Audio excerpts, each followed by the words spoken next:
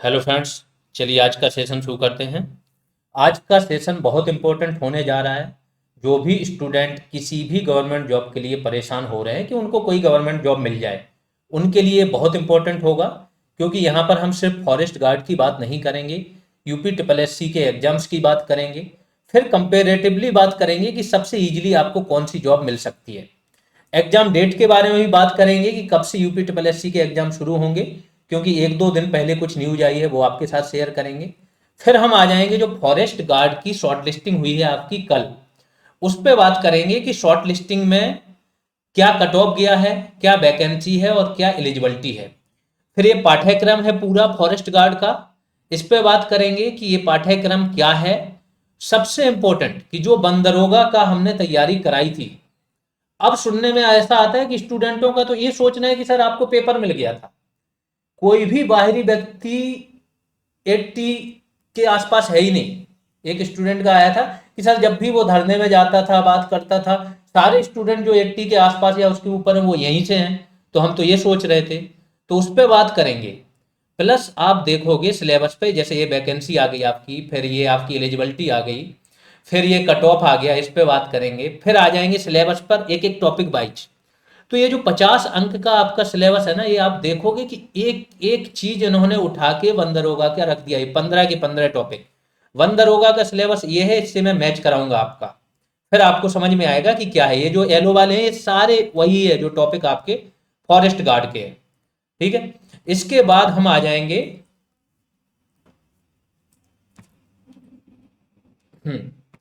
इसके बाद फिर से आएंगे हम ये सारा सिलेबस देखने के बाद कि आपका सिलेबस किस तरीके से वन बाई वन करके कंप्लीट कराया जाएगा। देन फिर जीएस रेवोल्यूशन पर जो बैच स्टार्ट ऑलरेडी हो चुका है ऐप पर ही बैच चलेगा, उसके बारे में सारी बात करेंगे, कैसे क्या कंप्लीट कराया जाएगा, बैच फीस क्या होगी, वो सारी चीज़ें। फिर हम आ जाएंगे कि जो बैच में कराया जाएगा क्या क्या चीज़ कैसे कराई जाएगी, किस लेवल की कराई जाएगी, वो सारी चीज़ें, कौन सी क्लासेज कब कराई जाएंगी, क्या है। तो चलिए स्टार्ट करते हैं बिल्कुल शुरुआत से। सबसे पहले बात करते हैं एग्जाम डेट की। क्योंकि बीपीओ वाले भी स्टूडेंट बहुत परेशान है और अदर एग्जाम वाले भी परेशान है कि एग्जाम कब तक होगा। तो आप लोगों को पता होगा कि 2 बार आयोग ने टेंडर डाला एजेंसी के लिए, अप्लाई किसी ने किया था या चयन नहीं हो पाया था। इस बार डाला था, 6 दिन का समय दिया था। ऐसा सुनने में आ रहा है कि एजेंसी का चयन हो चुका है। वही एजेंसी है जिसने एसआई का एग्जाम कंप्लीट कराया था। ये भी खबरें आ रही हैं कि नवंबर लास्ट या दिसंबर स्टार्टिंग में आयोग एक दो छोटे एग्जाम कराएगा जो कि मेडिकल डिपार्टमेंट वाले थे, जिनमें कम वैकेंसीज थी। और इसके बाद दिसंबर में आयोग युद्ध स्तर पर एग्जाम कराएगा। दैट मीन्स आपका जो बीपीओ या बड़े एग्जाम हैं वो आपके दिसंबर तक हो जाने चाहिए, ये सुनने में आया है। और जो अदर एग्जाम है जैसे जूनियर असिस्टेंट और ये सारे फॉरेस्ट गार्ड, तो इसके बाद आयोग हर महीने एक या दो एग्जाम कराने के मूड में है, तो समय मिलेगा नहीं एक बार आयोग की एग्जाम सारे ट्रैक पर आ जाए। ये फिलहाल की जानकारी है एग्जाम डेट को लेकर। अब आते हैं फॉरेस्ट गार्ड के बारे में कि फॉरेस्ट गार्ड का जो है आपका ये एग्जाम किन स्टूडेंटों को देना चाहिए, किन को इन पे फोकस करना चाहिए, किन को नहीं करना चाहिए, बिल्कुल सटीक बात की जाएगी। ठीक है।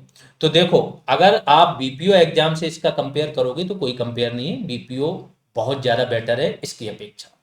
लेकिन अगर आप और किसी एग्जाम में जैसे जूनियर असिस्टेंट में कुछ पोस्ट है मलाईदार, वो अलग चीज़ है। बाकी अगर नॉर्मल जॉब देखो तो यहाँ पर वर्कलोड बहुत ज़्यादा है।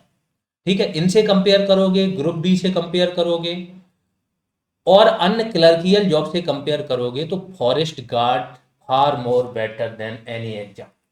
क्यों है? सैलरी तो सबके हिसाब से होगी होगी, इसके अलावा यहाँ पर जो आपको टाइम मिलेगा, जो शांति मिलेगी, वो कहीं नहीं मिलेगी।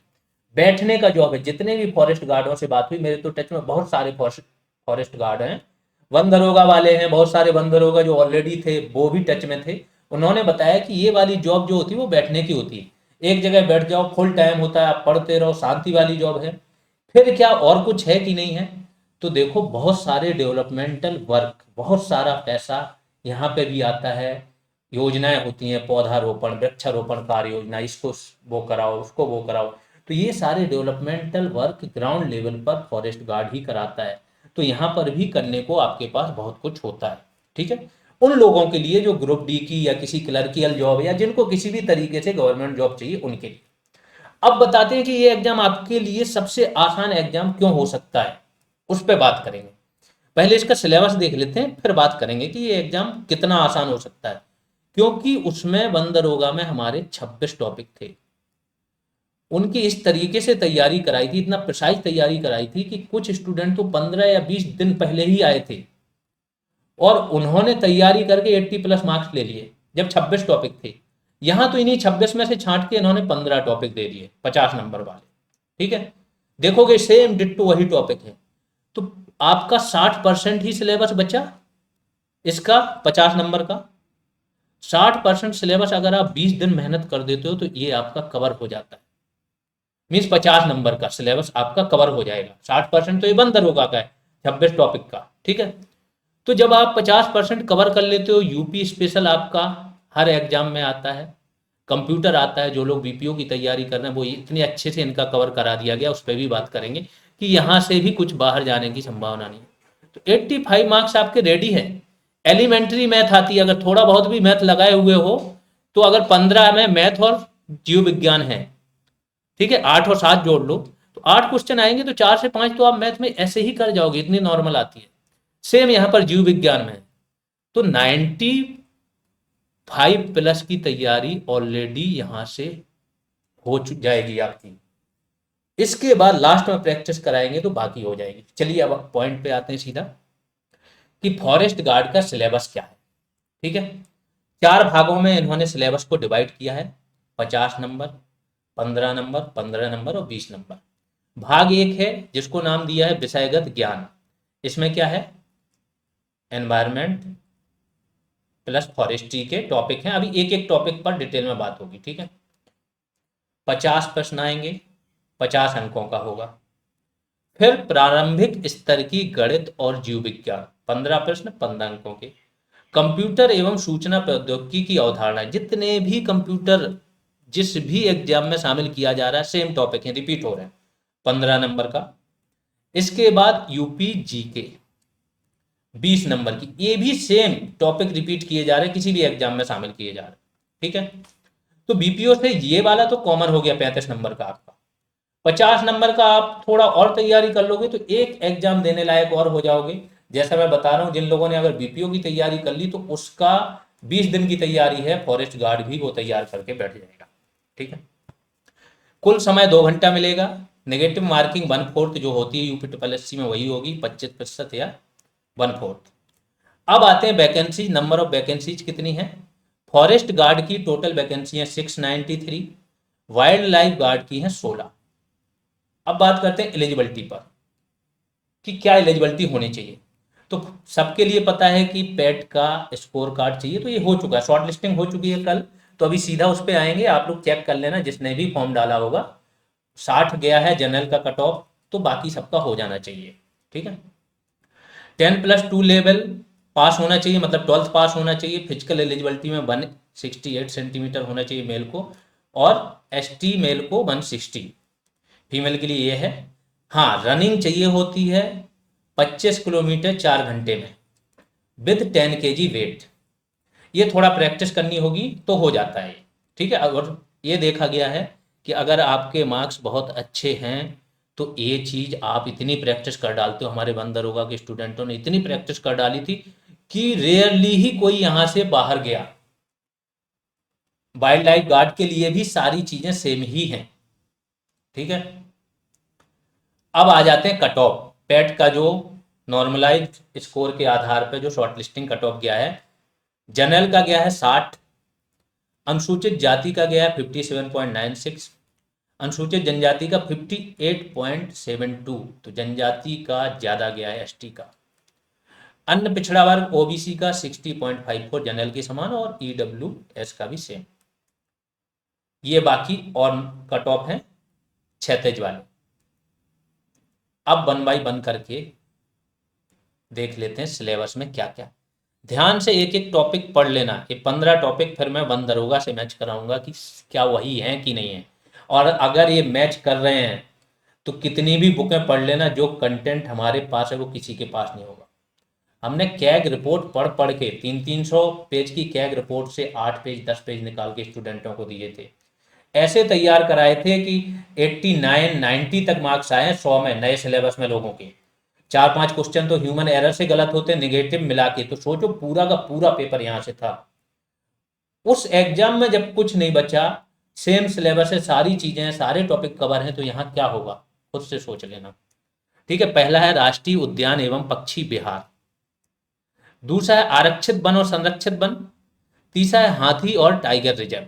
अब मैं दिखाता चलता हूं आपको सेम सिलेबस। ठीक है, बंदरोगा का ये खुल गया। क्या इसका तीसरे नंबर का है राष्ट्रीय उद्यान और पक्षी विहार, फिर आरक्षित वन और संरक्षित वन, फिर छठवें नंबर का हाथी और टाइगर रिजर्व। सेम है टॉपिक, तो क्या हाथी और टाइगर रिजर्व चेंज कर लोगे? वही रहेंगे ना। क्या होते हैं, किन का संरक्षण होता है, कैसे हैं, सिर्फ और सिर्फ अगर एक दो कोई नए बने होंगे करंट में, वो अपडेट हो जाएंगे। राष्ट्रीय उद्यान में मैं देख रहा था अभी रिपोर्ट, वही है जितने 106 पहले थे, रायमोना आखिरी बना था, उतने ही हैं अभी। पक्षी विहार में कुछ अपडेटेड हुआ होगा, करा दिया जाएगा। आरक्षित और संरक्षित वन में कुछ भी अपडेटेड नहीं होता है, क्योंकि ये थ्योरेटिकल पोर्शन है कि आरक्षित वन क्या होते हैं, रिजर्व फॉरेस्ट, और संरक्षित वन। ठीक है, इन पे। इसके बाद इकोसिस्टम, इकोटोन और पर्यावरण पारिस्थितिक संतुलन। यहां पर देखो सिलेबस दिखाता हूं आपको क्या है। हमारा पर्यावरण एवं पारिस्थितिक संतुलन, पारितंत्र मतलब इकोसिस्टम, इसके घटक, आहार श्रृंखला, इतने जबरदस्त तरीके से ये सारी चीजें कराई थी। आहार श्रृंखला क्या होती है, इकोटोन क्या होता है, डायरेक्ट क्वेश्चन आए थे वहां से। जाल, खाद्य जाल क्या होता है। फिर जलवायु परिवर्तन में आपका ये ओजोन परत आ जाएगा, मॉन्ट्रियल प्रोटोकॉल आ जाएगा, क्योटो प्रोटोकॉल आ जाएगा। ओजोन डिप्लीटिंग सब्सटेंस जो होते हैं उन पर जो मॉन्ट्रियल प्रोटोकॉल हुआ था, सबसे सफल प्रोटोकॉल है, वो आएगा। किगाली समझौता भी हुआ था लेटेस्ट, ये सारी चीजें यहाँ पे आ जाएंगी। कचरा प्रबंधन, सॉलिड वेस्ट मैनेजमेंट और लिक्विड वेस्ट मैनेजमेंट। ठीक है, ये सारी चीजें बहुत डिटेल में इन डेप्थ ऑलरेडी कराई थी। फिर जलवायु परिवर्तन एवं जलवायु संरक्षण, अब ये देख लेना 5 6 7 टॉपिक। जलवायु परिवर्तन एवं जलवायु संरक्षण, मृदा और आर्द्रता संरक्षण, वनीकरण और कृषि वानिकी। अब दिखाता हूं 9 नंबर का, देखिए जलवायु परिवर्तन संरक्षण, और उस टाइम पे COP27 हुआ था, अब 28 भी हो चुका है, तो अगला आपका शामिल कर देंगे, वैसे आपके टॉपिक में नहीं लिखा है। मृदा और आर्द्रता संरक्षण, वनीकरण और कृषि वानिकी। फिर अगले पे आ जाते हैं वन आपदाओं की चुनौतियां और रोकथाम, वन उपज, मानव वन्यजीव संघर्ष। जिन लोगों के पास सब कुछ इंटरनेट पे पड़ा है, खुद से कंपेयर कर लेना, क्या एक शब्द का भी अंतर है। ज्यों का त्यों कॉपी करके पेस्ट किया है सिलेबस में, बस अंतर यह है वहां पर 26 थे और यहाँ पर 15 ही टॉपिक कर दिए इन्होंने, क्योंकि इन्हें और सब्जेक्ट यहाँ पर ऐड करने थे। तो वन आपदाओं की चुनौतियां रोकथाम, वन उपज, मानव वन्यजीव संघर्ष, फिर वन पर्यावरण और उसके लाभ, वन एवं वन्यजीव संरक्षण, 3 ये हैं।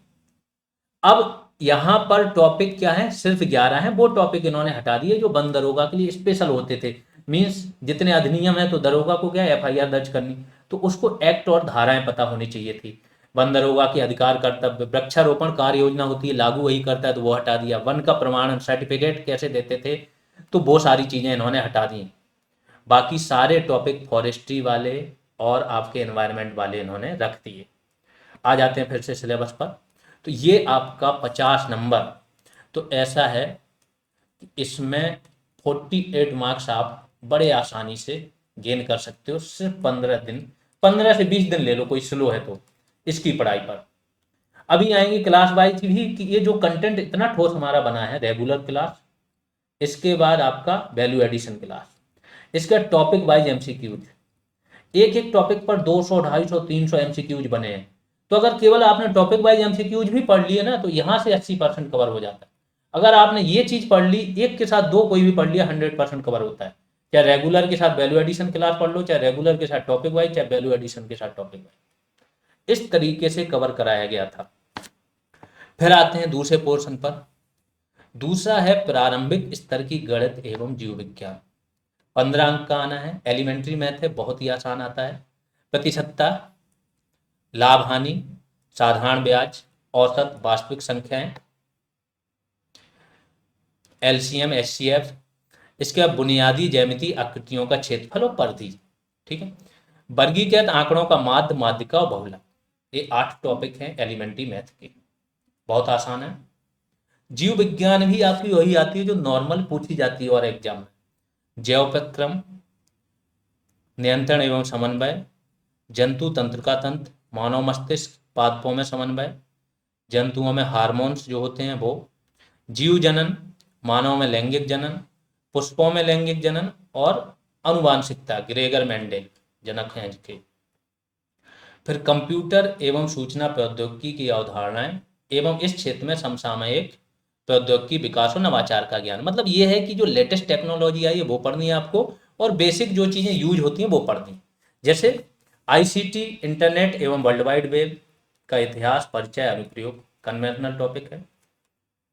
हार्डवेयर, सॉफ्टवेयर, इनपुट एवं आउटपुट डिवाइस, इंटरनेट प्रोटोकॉल,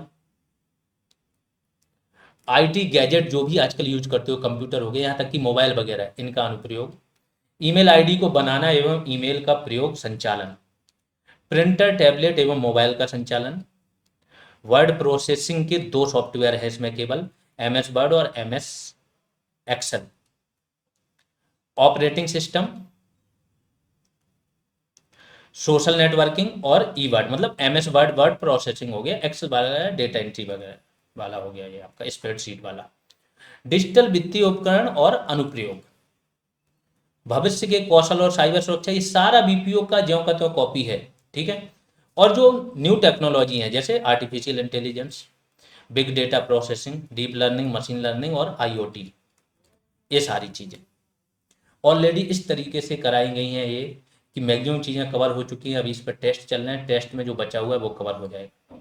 अब आते हैं यूपी स्पेशल पर। हर जगह same common syllabus. Uttar Pradesh का इतिहास, संस्कृति, कला, वास्तुकला, त्यौहार, लोक नृत्य, साहित्य, क्षेत्रीय भाषाएं, विरासत, सामाजिक रीति रिवाज, पर्यटन, भौगोलिक परिदृश्य और पर्यावरण, प्राकृतिक संसाधन, जलवायु, मिट्टी, वन, वन्यजीव, खान और खनिज। ठीक है। अर्थव्यवस्था हो गया, राजनीति हो गया। ये यूपी स्पेशल पर 5 केवल फुल टेस्ट इस तरीके से बने थे कि यहाँ तो छोड़ दो, यूपी पीसीएस के ऊपर भी कोई एग्जाम ले लेगा ना तो 90% चीज़ें इन 5 टेस्टों से आ जाएंगी, ऐसे बना रखे हैं। इसके बाद जो क्लास कंटेंट है वो अपने आप में इतना कवर है कि किसी एक छोटे एग्जाम को टारगेट करके बनाया ही नहीं गया, प्रिसाइज में बनाया गया कि कम से कम कंटेंट हो, आसान भाषा हो और एक बार कवर करो आप तो किसी भी एग्जाम में काम आए। ये सारी चीज़ें आपकी कवर हो जाएंगी। सिलेबस यही है, इतना ही, 20 नंबर का ये आता है। अब आते हैं बैच पर कि जो बैच आपका शुरू किया गया, शुरू हो चुका है। आप जाइए जीएस रेवोल्यूशन सर्च कीजिए या आगे बताया जाएगा कि बैच कैसे ज्वाइन करें। प्ले स्टोर पर जीएस रेवोल्यूशन सर्च करोगे तो बैच आपको मिल जाएगा। सर्वप्रथम एनवायरनमेंट और फॉरेस्ट्री कंप्लीट कराई जाएगी। डेली एक क्लास आएगी। रेगुलर क्लास के बाद उसी टॉपिक की वैल्यू एडिशन क्लास आएगी। पहले क्या होता था, पहले रेगुलर क्लास सारी कंप्लीट हो जाएंगी फिर वैल्यू एडिशन आती थी, लेकिन यहाँ पर क्या होगा, एक रेगुलर क्लास आपकी समझ बन गई। रेगुलर क्लास क्या करती है, आपकी 80% चीज़ों को कंप्लीट करा देगी, एक समझ बन जाती है। फिर इसी को ही विस्तारित करके वो चीज़ें जो यहाँ पर नहीं है ऐड कर दी जाती, तो ये समझ और डेवलप हो जाती। समझ गए, ये काम होता है। डेली एक क्लास आएगी। अब मैं जब 80% बोलता हूँ तो ये मार्केट में चलने वाली 80% नहीं, मार्केट में तो इसका 20% भी नहीं होगा जो रेगुलर क्लास होगी। 80% ये हमारा है अनुमान कि कम से कम 80% क्वेश्चन तो रेगुलर क्लास से ही आ जाएंगे। पिछली बार यही हुआ था, 80+ क्वेश्चन तो 26 टॉपिक की एक 286 पेज की हमने बंदरोगा पीडीएफ दी थी, उसी से ही थे। क्लास और उनकी पीडीएफ सिर्फ ऐप पर दी जाएगी। देखो कंटेंट बहुत लीक हो रहा था, यूट्यूब पर देने से थोड़ा भंडारा टाइप का लोगों को एहसास भी नहीं होता था कि उनका क्या काम कराया जा रहा है। तो अब थोड़ा सा सेफ होंगी सारी चीज़ें, सिर्फ उन स्टूडेंटों तक जाएंगी जो कि सीरियस है, उन तक ही सारी चीज़ें दी जाएंगी। तो ये सारा कंटेंट अब लीक होने वाला सारा सिस्टम बंद कर दिया जाए। एक बार रेगुलर क्लास और वैल्यू एडिशन क्लास कंप्लीट हो जाएगी तो टॉपिक वाइज एमसीक्यू टेस्ट कराए जाएंगे। मैं दिखाता हूँ आपको क्या है कंटेंट हमारे पास, कितनी रेगुलर क्लासेज हैं। ये है रेगुलर क्लासेज, सारे आपके टॉपिक हैं। पहला नेशनल पार्क, पक्षी विहार, आरक्षित वन, संरक्षित वन, हाथी तथा बाघ आरक्षित क्षेत्र, तो नेशनल पार्क है, जैसा मैंने बोला, जो अपडेट कराना है, अगर एक दो लाइन होंगी वही अपडेट होंगी, बाकी कुछ नहीं। पक्षी विहार बढ़ते रहते हैं, बट वो जो मेन मेन है, जो न्यूज में है, वो आते हैं। प्लस इसका ठोस कंटेंट पोर्शन। आरक्षित वन और संरक्षित वन क्या होते हैं, ये सब चीजें देखोगे तो आरक्षित वन के अंदर ही आपके नेशनल पार्क आ जाएंगे, फिर वाइल्ड लाइफ सेंचुरी आ जाएगी, तो ये सारी चीजें। फिर हाथी और बाघ आरक्षित क्षेत्र, कुछ हाथी रिजर्व बड़े हैं, एक दो वो कराना है केवल ऐड। इकोसिस्टम, इकोटोन और पर्यावरण पारिस्थितिक तंत्र पूरा कन्वेंशनल पोर्शन है, यूपीएससी वाला पोर्शन है ये ज्यों का त्यों है। फिर इस पे 2 क्लास हैं क्योंकि बड़ा टॉपिक था। जलवायु परिवर्तन, जलवायु संरक्षण, इसके लिए जो COP28 हुआ है वो केवल एक्स्ट्रा ऐड कराना है। मृदा और आर्द्रता संरक्षण पूरा कन्वेंशनल है, इस पर कुछ भी वो नहीं है। वनीकरण और कृषि वानिकी, वन आपदाओं की चुनौतियां और रोकथाम, यहाँ पर जो चीजें कराई थी ना, ऐसे आ गई थी कि कैरोनी फायर क्या होती है, ऐसे क्वेश्चन आए थे कि एक एक पेज से एक एक क्वेश्चन उठाया था आयोग ने। वन उपज क्या होती है, गैर काष्ठीय वन उत्पाद क्या होते हैं, मानव वन्य जीव संघर्ष। तो जो सारे टॉपिक हैं आपकी 18 क्लास रेगुलर क्लास जाएगी। फिर वैल्यू एडिशन क्लास, इस पर वैसे तो 15 ही है, एक यूपी स्पेशल की भी डाल देंगे इसमें, तो 15 वैल्यू एडिशन क्लास है। इसमें सब कुछ आपका कवर हो जाएगा, 18, 15, 33 क्लासेज में आपका ऐसे कवर होगा कि इससे बाहर जाने का चांस ही नहीं बनता है। ठीक है। इसके बाद अगर हम आते हैं टॉपिक वाइज एमसीक्यू टेस्ट पर, ये हमारे पास हर टॉपिक पर एमसीक्यू टेस्ट बने हैं। तो ये पूरे टॉपिक 26 टॉपिक थे वन दरोगा वाले, आपके जो टॉपिक होंगे वो 15 होंगे। हर टॉपिक पर टेस्ट है, उनकी आंसर की है, और 200, 250, 300 ऐसे क्वेश्चन हैं जो आपको दे दिए जाएंगे। इसके बाद बाहर जाने का कोई चांस ही नहीं है। ठीक है। फिर से आ जाते हैं हम अपनी उसी पर। अंत में सभी टॉपिक को करंट अफेयर्स के साथ अपडेट कराया जाए, बस ये बड़ा छोटा काम होता है। मुश्किल से 10 से 15 पेज का करंट होता है एनवायरनमेंट और फॉरेस्ट्री का, ये अपडेट हो जाएगा। इसके बाद कुछ भी पढ़ने की जरूरत नहीं है, क्योंकि आपके में फॉरेस्ट वाले अधिनियम तो है नहीं, नहीं तो 10-12 अधिनियम होते हैं, वो भी एक आपको बता जरूर दिया जाएगा कि कौन सा अधिनियम कब आया, किससे रिलेटेड था, कब संशोधन हुआ, ये सारी चीजें। एनवायरनमेंट और फॉरेस्ट्री कंप्लीट होने के बाद हम कंप्यूटर और यूपीजीके पे आएंगे। इसको भी उसी तरीके से कंप्लीट कराया जाएगा कि आपका पहले रेगुलर क्लास, फिर टॉपिक वाइज एमसीक्यूज और फुल टेस्ट। कंप्यूटर और उत्तर प्रदेश सामान्य ज्ञान पर बाद में टेस्ट होंगे। सबसे आखिर में एलिमेंट्री मैथ और जीव विज्ञान के टॉपिक अच्छे से कंप्लीट कराए जाएंगे। ठीक है। जीव विज्ञान की तो कुछ क्लासेज यूट्यूब पर भी आपको मिल जाएंगी, सारा जीव विज्ञान वहां पर कवर ही है। लास्ट में फुल टेस्ट होंगे और रिवीजन प्रोग्राम चलेगा। ये तो नॉर्मल है, जो कंटेंट, एक तो कंटेंट बेस्ट दे देना जिससे बाहर ना जाए, ये होता नहीं है। टेलीग्राम पर, यूट्यूब पर कहीं नहीं हो रहा है, ना कोई करा पाता, बुकें नहीं छाप पा रहे, है ना। ये पता चलेगा 2-4 दिन में, थोड़ा बंदर होगा वालों, रिजल्ट आने दो, फिर आ रहा हूँ मैं लखनऊ, आ रहा हूँ, सारे स्टूडेंटों से मिलूंगा लखनऊ में, वहां से पता चलेगा कि क्या हुआ था, क्या करिश्मा वहां पर किया गया था, कौन कौन से लोग सिलेक्ट हुए। ठीक है। तो ये सारी चीजें जब यहाँ पर हो जाएंगी तो कंटेंट भी महत्वपूर्ण नहीं है, समझ लो। कंटेंट मिल भी गया तो ये जो माहौल होता है ना, ग्रुप में मेहनत करने का होता है, डेली क्लास देने का होता है, टास्क होते हैं, डेली रिवीजन प्रोग्राम चलता है, ये माहौल आपकी तैयारी से आपको दूर नहीं जाने देता। लगातार आप पढ़ते रहते हो, हर एक चीज इतनी बार आपके सामने गुजर चुकी होती है कि बहुत आसान हो जाता है। ये सारी चीजें यहाँ पर कराई जाएंगी, क्योंकि टेलीग्राम ग्रुप भी बनेगा, बैच सिर्फ ऐप पर चलेगा, ऐप पर परचेज करो, उसकी जो स्लिप है आप भेज दो, स्लिप भेजने के बाद टेलीग्राम ग्रुप बनेगा, उसमें जोड़ दिया जाएगा, वहां पर वही सारी चीजें चलेंगी, group, super group, task, revision programme, ये सब। ये बैच है। अब आते हैं बैच के बारे में। बैच ये आपका ऐप पर लॉन्च कर दिया गया, चारों आपके सब्जेक्ट फुली कंप्लीट कराए जाएंगे, रेगुलर वीडियो क्लासेज आएंगी, रेगुलर क्लास की पीडीएफ दी जाएगी, वैल्यू एडिशन वीडियो क्लासेज आएंगी, वैल्यू एडिशन पीडीएफ दी जाएगी, 200 प्लस एमसीक्यूज हर टॉपिक पर होंगे आपके। फीस आपकी 399 रखी गई है। अब बात करते हैं, देखो फीस, अब हमें बहुत लिमिटेड स्टूडेंट लेने हैं, तो हमें चाहिए कि डबल स्टूडेंट हों वैकेंसी के, इसके बाद बैच को क्लोज कर दिया जाएगा, और वहां से सिर्फ और सिर्फ प्योर मेहनत, रिवीजन इतनी करा दी जाएगी कि यहाँ पर सिलेक्शन आपका श्योर हो जाए। कोई भी स्टूडेंट जो इस बैच को ले रहा है बहुत सीरियसली ले, फालतू की डिमांड ना करे, क्योंकि लॉस आपका होगा।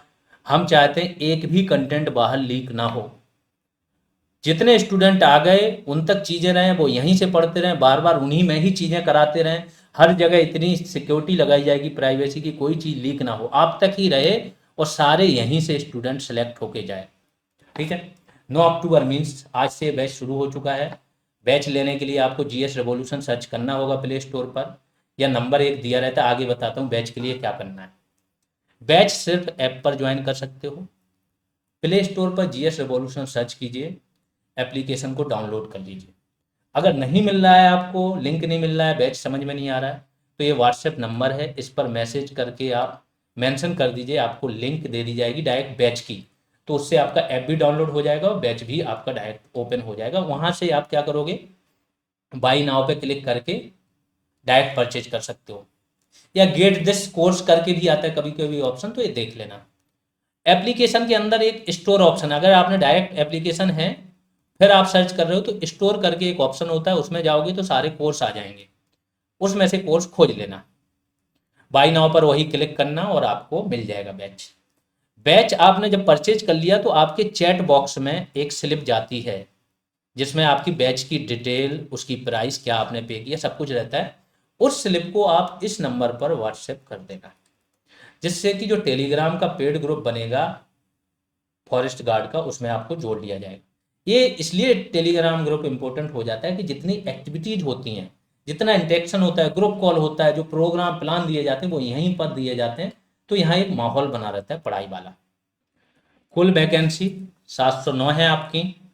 709 के दोगुने होने पर ये बैच में एडमिशन बंद कर दिया जाएगा, सिंगल व्यक्ति को भी नहीं लिया जाएगा, और 709 होने पर आपकी फीस डबल कर दी जाएगी, मीन्स 1000 कर दी जाएगी। जो भी सीरियस स्टूडेंट हैं वो कोशिश करें कि पहली क्लास से ही आप मेहनत करनी शुरू कर दो, क्योंकि जो किसी और एग्जाम में लगे हैं, जिनके माइंड में है, अगर आपको सिंगल एग्जाम देना है तो सिर्फ उसी पर फोकस करो, लेकिन अगर आप उसके साथ गवर्नमेंट जॉब के दबाव में कोई और एग्जाम का सोच रहे हो तो इससे बेस्ट हो नहीं सकता है, क्योंकि 20 दिन में आप 50 नंबर की तैयारी कर सकते हो। बचा हुआ काम आपका ऑलरेडी आप करके बैठे हो, क्योंकि यूपी स्पेशल और कंप्यूटर पढ़ के बैठे हो, तो ये बहुत आसान हो सकता है। प्लस ये सिलेबस ऐसा है कहीं है ही नहीं, किसी को पता ही नहीं है क्या करना है इसमें, क्या नहीं करना है। कुछ टॉपिक जो यूपीएससी से मैच करते हैं वहाँ तो व्यक्ति कर जाता है, पढ़ लेता है, बट वहाँ पे भी नहीं पता है कि क्या पढ़ना है क्या छोड़ना है। तो ये सारा काम आपका आसान हो सकता है। 40 दिन अगर आप देते हो तो इसमें टोटल आपका सिलेबस कंप्लीट कर सकते हो, चारों सब्जेक्ट। ये सारी बातें हैं, जिसको भी बैच ज्वाइन करना है सारी डिटेल दे दी गई है, जो भी आपके टच में आसपास है सबके साथ शेयर कीजिए और आराम से बैच ज्वाइन करके पढ़ाई शुरू कीजिए। अभी आपकी क्लासेस जो मैंने बताया ऐप पर आ जाते हैं, ऐप पर ये बैच है आपका, ये कंटेंट है, कंटेंट ऐड किया गया है। अभी 5 क्लासेज रेगुलर आपकी अपडेट कर दी गई हैं, उनकी पीडीएफ पाँचों की, फिर 4 वैल्यू एडिशन क्लास और उनकी पीडीएफ। आगे चल के आपकी डेली एक एक क्लास आएगी, मंडे टू सैटरडे। इस तरीके, पहले एक रेगुलर क्लास, फिर अगले दिन उसकी वैल्यू एडिशन क्लास, ऐसे चलता रहेगा। जब ये दोनों खत्म हो जाएंगी तो फिर टॉपिक वाइज एमसीक्यूज आपके टेस्ट शुरू हो जाएंगे। इस तरीके से बैच चलेगा। इस वीडियो को यहीं एंड करते हैं, अभी के लिए इतना ही, धन्यवाद।